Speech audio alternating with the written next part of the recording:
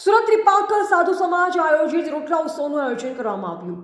સુરત ત્રિપાખ સાધુ સમાજ આયોજિત દર વર્ષની માફક આ વર્ષે પણ સતત ચોથા વર્ષે પણ રોટલા ઉત્સવનું આયોજન કરાયું।